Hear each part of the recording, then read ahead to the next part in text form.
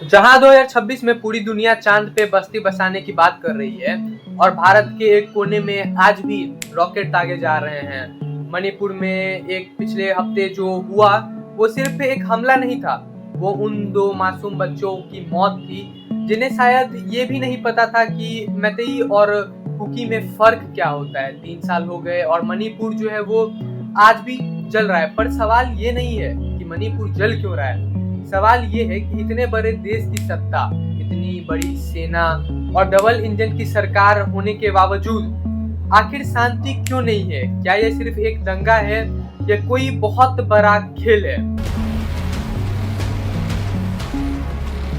तो हम लोग इस वीडियो में बात करने वाले हैं मणिपुर के ऊपर कि पिछले कुछ सालों में जो कुछ भी घट रहा है मणिपुर में, उस पे ना ही गवर्नमेंट ज्यादा बात कर रही है और ना ही मीडिया बात कर रही है। इस पे टीवी चैनल में अभी वेस्ट बंगाल का जो इलेक्शन चल रहा था उसके बारे में सारी चीजें हो रही थी और गवर्नमेंट भी जो है वो वहां पे बिजी थी। और इस बीच जो है वो 7 अप्रैल को जो घटना घटी है, 2 बच्चों की जान गई है, वो जो है उस पे बात ही नहीं हो रही है। और ये कहानी शुरू कहाँ से होती है? ये कहानी शुरू होती है 2023 में उस हाई कोर्ट के ऑर्डर से जिन्होंने चिंगारी लगाई, और लेकिन 3 साल बाद भी आग ठंडी क्यों नहीं हो पा रही है। चलिए हम लोग इसको समझते हैं। वीडियो अच्छा लगे तो लाइक शेयर जोर से करें और इस वीडियो को इतना शेयर करें ताकि जो है वो मणिपुर की आवाज जो है वो गवर्नमेंट तक और बाकी लोगों तक पहुंचे और उन्हें भी तो पता चले कि हमारे देश के कोने में जो कई लोग जो है वो जीने के लिए तरस रहे हैं, वो कई लोग जो है वो छोटी छोटी सुविधाएं व्यवस्थाएं के लिए तरस रहे हैं। तो इस वीडियो को शेयर करें और चैनल को ऐसी खबरों के लिए चैनल को सब्सक्राइब, नोटिफिकेशन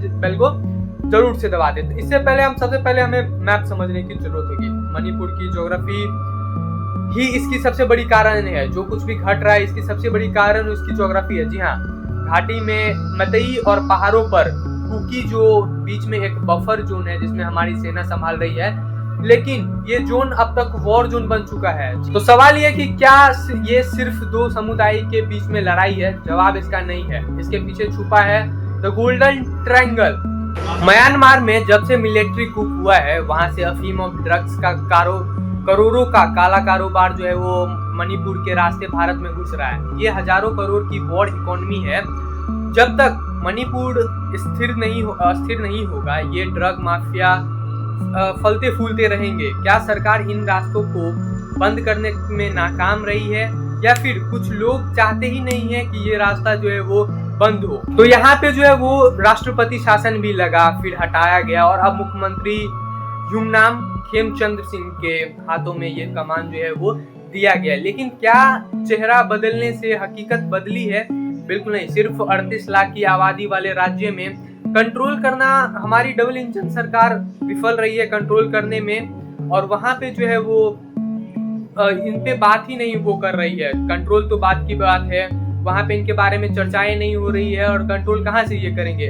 अब चुनाव आते हैं तो सुरक्षा भाई साहब एकदम चकाचौंध हो जाती है, लेकिन जब आम नागरिक मरता है तो सिर्फ कड़ी निंदा वाले ट्वीट्स आते हैं, उसके अलावा जो है वो कुछ नहीं होता है। और क्या मणिपुर दिल्ली से बहुत दूर है या फिर जो है इतना इम्पोर्टेंसी सरकार के लिए जो है वो ये चीज नहीं है, उसके हाल पर ही जो है वो मणिपुर को उनके हाल पे छोड़ दिया गया है? ये कहीं ना कहीं बहुत बड़ा सवाल जो है वो उठ रहा है और उठना भी चाहिए। इस अशांति से किसे फायदा हो रहा है? चीन की सीमा पास है, म्यांमार में जो है वो सिविल वॉर है, मणिपुर का जो है वो जलना भारत की एक्ट ईस्ट पॉलिसी की हार है, और जो लोग शांति की बात करते हैं उन्हें चुप करवा दिया जाता है।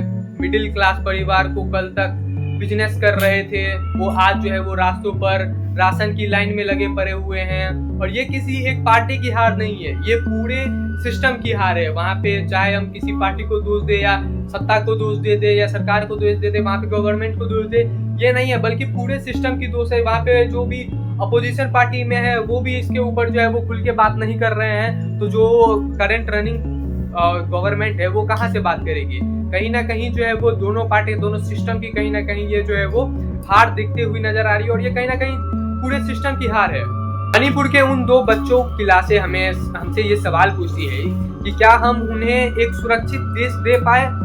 अगर आज हम चुप रहे तो कल ये आग जो है वो किसी भी राज्य में पहुंच सकता है। आज मणिपुर है, कल कहीं ना कहीं किसी भी राज्य में, हमारे राज्य में, आपके राज्य में कहीं ना कहीं कुछ भी हो सकता है। आपको क्या लगता है, क्या ये सिर्फ कानून व्यवस्था की कमी है या इसके पीछे कोई गहरी साजिश है? कमेंट में अपनी राय जो है वो जरूर से दे और इस वीडियो को शेयर करें ताकि मणिपुर की आवाज जो है वो दबे नहीं और लोगों तक पहुंचे, गवर्नमेंट तक पहुंचे और इस पे काम जो है वो किया जाए। और ऐसी खबरों के लिए चैनल को सब्सक्राइब, नोटिफिकेशन बेल को जरूर से दबा दें।